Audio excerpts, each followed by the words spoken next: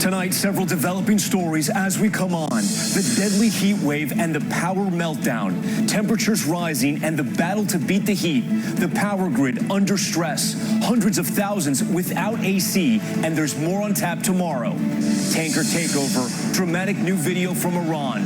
Masked Iranian commandos rappelling from a helicopter onto a British tanker they now have in custody. Tensions in the region ratcheting up tonight. Home explosion. The deadly blast caught on camera. The home destroyed. Several others damaged. A utility worker called to investigate a gas leak did not survive. Bear attack, the horrifying end to a wilderness excursion. A Himalayan bear reaching through a fence, mauling a tour guide. Terror in the skies, 2 major airlines canceling all flights to Cairo, citing the safety and security of its customers. Celebrity diplomacy, the American rapper A$AP Rocky under arrest overseas.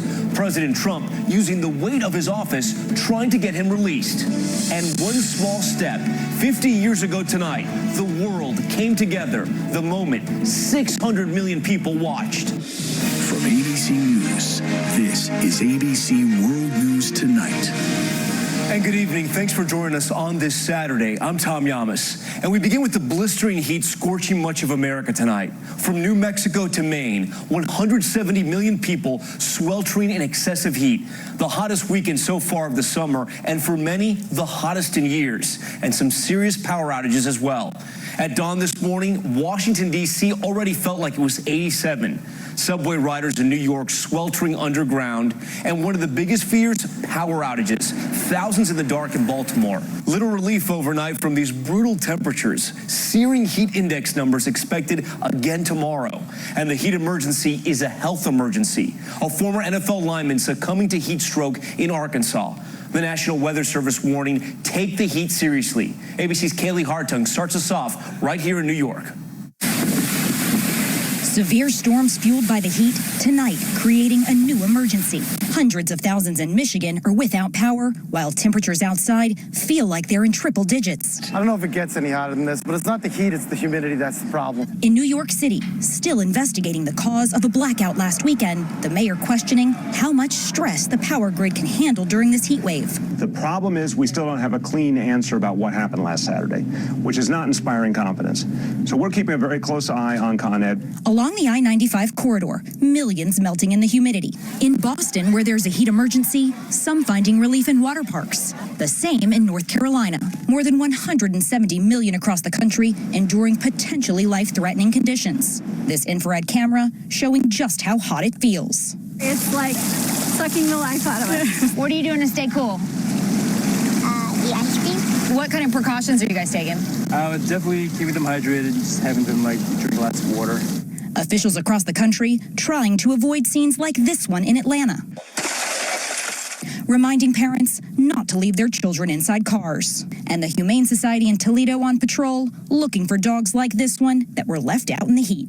Good reminders on a night like this, and Kaylee Hartung joins us live outside a fountain right there in New York in the Village where people are trying to beat the heat, but officials warning people to limit outdoor exposure.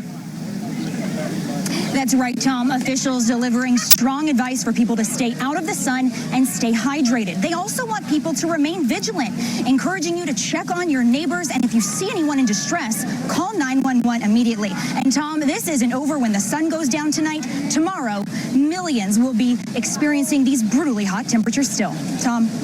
Kaylee Hartung with some very important tips tonight, and we should mention this is Kaylee's first report on World News, so Kaylee, welcome to you. We turn now, though, to meteorologist Jeff Smith from our New York station, WABC. He's tracking it all, and Jeff, dangerous conditions out there for so many this weekend. Is there any relief in sight? Well, I can attest, pretty brutal out here right now in New York City, Tom. But the good news is there is relief in sight in parts of the country by tomorrow. In a place like Chicago, where the heat index this afternoon is 105 degrees, tomorrow is only going to be in the upper 70s. Still very dangerous heat from the southern plains all the way up through the I-95 corridor. Heat index values in the nation's capital up to 110 tomorrow afternoon, more like 107 in New York City. But even along that corridor, I think we improve by the early to middle part of next week with some big relief coming in by Tuesday into Wednesday. Along that barrier between the cooler air mass and the heat and humidity, some severe thunderstorms affecting the Great Lakes today. That can move into the northeast by Monday. Jeff Smith, our thanks to you. And there are new developments in the rising tensions with Iran tonight.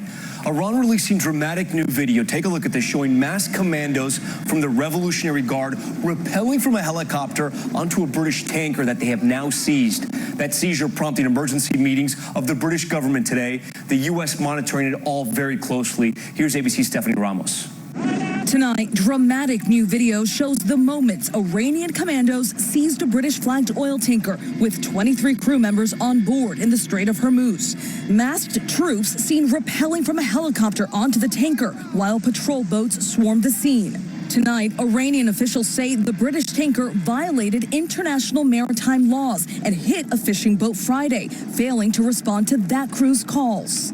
Today, the British government calling these actions by Iran dangerous and illegal. We spent a long time this afternoon discussing how we can guarantee the security of British and international shipping. This incident comes just 2 days after the U.S. claimed one of its warships downed an Iranian drone in this same area.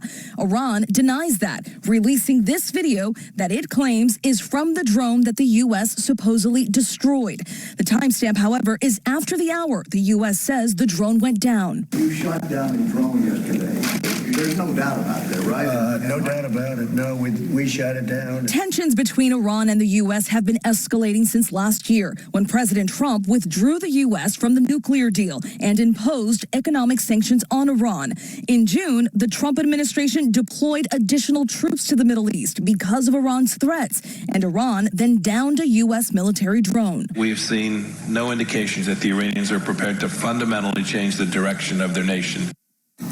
All right, Stephanie Ramos joins us now live from Washington. And Stephanie, do we know how the crew in that ship is doing and any indication if Iran will release the ship? Well, Tom, the owners of that British tanker released a statement saying the crew is still on the ship in good health and that they're requesting a trip to visit them. The crew could be held until Iranians say they've completed their investigation into that collision with that fishing boat. Tom. Stephanie Ramos with all the latest developments tonight. Stephanie, thank you. Also from that region tonight, 2 major airlines have canceled all flights to Cairo. British Airways suspending flights for a week on the same day that the UK Foreign Office issued a travel advisory for Egypt, citing a heightened risk of terrorism against aviation. And Germany's Lufthansa Airlines also temporarily suspending flights as a precaution, but they say normal operations will resume tomorrow.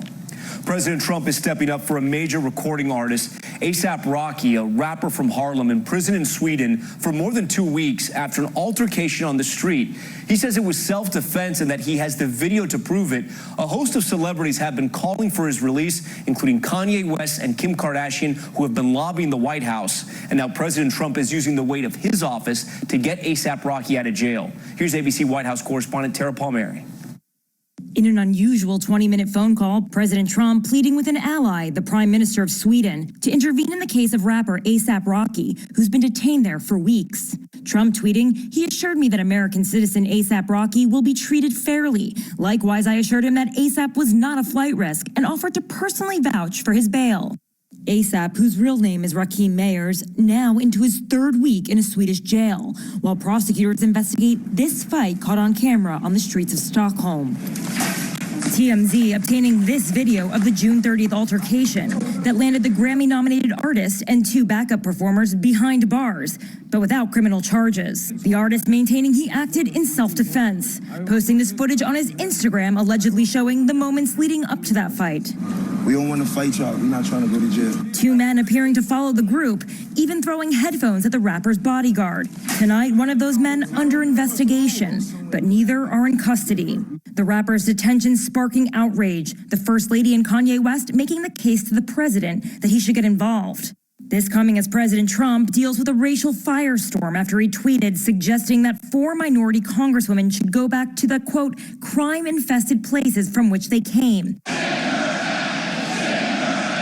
And then later stood silent as crowds during his rally chanted, "Send her back." In the Oval Office Friday, the president saying he's received many calls about this case. I personally don't know A$AP Rocky, but I can tell you that he has tremendous support from the African-American community in this country. And when I say African-American, I think I can really say from everybody in this country, because we're all one. Tara Palmieri joins us now live from New Jersey. She's traveling with the president. Tara, the Swedish Prime Minister tonight responding to that phone call from President Trump? Tom, that's right. The Swedish Prime Minister told President Trump that the government cannot and will not interfere in legal proceedings. He emphasized the independence of the Swedish judiciary. As for ASAP Rocky's team, they had no comment on the president's involvement. Tom? Tara, thank you. And for a complete wrap-up and analysis of all the week's developments, be sure to tune into This Week tomorrow morning. And there are new developments tonight in that mystery at the Vatican. What happened to that 15-year-old daughter of a Vatican worker who vanished more than 3 decades ago? A tip led her family and authorities to a Vatican City property. And today, thousands of unmarked bones were recovered underground. ABC's Will Reeve is at the Vatican. Tonight, new clues in the mysterious disappearance of a teenage Italian girl more than 3 decades after she vanished. Numero così enorme. A forensics expert saying thousands of bones found, perhaps belonging to dozens of people, all underneath a Vatican college. Those experts now working to determine if the bones could also include those of Emanuela Orlandi, who disappeared in 1983 at just 15. Orlandi's family believes the Vatican has not revealed everything it knows. Just days ago, acting on a tip, investigators opened the tomb of 2 German princesses, but found nothing. It was completely empty. But in the process, Vatican officials found remains nearby, perhaps moved during construction years ago. The big question tonight, whose bones are these? Orlandi family supporters vowing tonight they will not be satisfied until there are answers.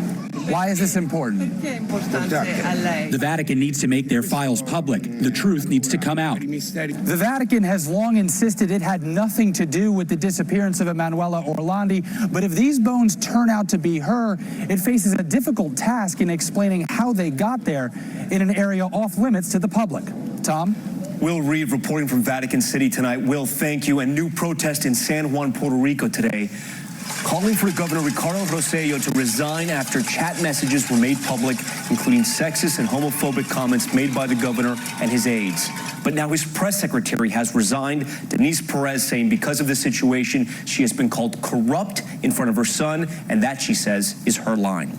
And all week long, we've been celebrating the 50th anniversary of the Apollo 11 mission to the moon, and tonight, the moment the whole world waited to see. 50 years ago tonight, mankind finally stepped out on the moon for the first time. And when it happened, 600 million people here on Earth were watching. Here's ABC's David Curley. At this hour, 50 years ago, Tranquility Base here. The Eagle has landed. 2 men, 2 Americans, were on the moon in their lunar lander, preparing for the first ever moonwalk. It's one small step for man, one giant leap for mankind. The one giant leap for mankind Neil Armstrong took led to a moonwalk with Buzz Aldrin, which lasted about 2.5 hours. It came in peace for all mankind. An achievement marked a half-century later with Aldrin at Kennedy Space Center with the vice president. Mike Collins, the command module pilot, thought there were more than 24 things that could go horribly wrong. 50 years, what is the legacy of Apollo 11? The thing that amazes me about Apollo 11 is everything worked as advertised. There's so many things that could go wrong, and yet nothing did. Watching everything go right, 600 million people worldwide watching on television those black and white pictures. Even as the 3 astronauts were returning as heroes, President Nixon was preparing to cancel the last 3 Apollo missions. Many involved with man breaking the grasp of Earth's gravity wish we had done more. We landed, explored, got back up and rendezvoused, came back. That's 50 years of non-progress. I think we all ought to be a little ashamed. The 50-year anniversary of that actual moment of the first step on the moon is just a couple of hours away.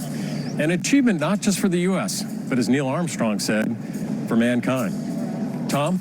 David Curley with a look back at that incredible moment. David, thank you. Back now, we're following a bear attack at a wildlife adventure resort in Pennsylvania. A worker leading a safari tour was injured when a Himalayan bear reached through a fence and bit the worker's arm. That worker medevac to a trauma center. ABC's Ariel Reshev with the details still coming in. Tonight, that frightening encounter. Nemacolin Woodland Resort. person has been mauled, attacked by a bear. A bear reaching through its enclosure, badly injuring a staff member at this popular Pennsylvania attraction. The Nemacolin Woodlands Resort confirming during a guided safari tour, the Himalayan bear pulled the associate towards it and bit the associate's arm. An employee has been bitten on her arm by a black bear. Park officials saying they engaged the bear in order to release the arm, and the associate was immediately extracted. The victim apparently standing between two levels of fencing at the time of the attack. Treated on site, then rushed by helicopter to a local trauma center. Tonight said to be stable and alert. Bears featured prominently among other wildlife in this Nemacolin Woodlands promotional video. On its website, the resort touting its 1.5-hour interactive tour, writing, "Don't forget the bear enclosure, where we hear the bears enjoy eating marshmallows." Management now reassuring that enclosure is completely secure. And the resort tells me the bear has been on the grounds for 9 years and will remain in its enclosure. Management says it's now reviewing the incident to determine the cause. And Tom, tonight we know the Pennsylvania Game Commission is also investigating. And that guy's still being treated tonight. All right, Ariel, thank you. Time now for our index in a deadly explosion in Murrieta, California. That blast rocking the street, leveling the home, debris and dust flying, the area evacuated. Authorities saying construction work punctured a gas line, causing a leak. One of the workers trying to shut off the gas was killed, 15 others injured. Neighbors said the blast felt like an earthquake. In Miramar, Florida, police body cam capturing tense moments and an attempted getaway. A 20-year-old man pulled over, giving officers a fake name, told to wait. That suspect making a break for it, taking off.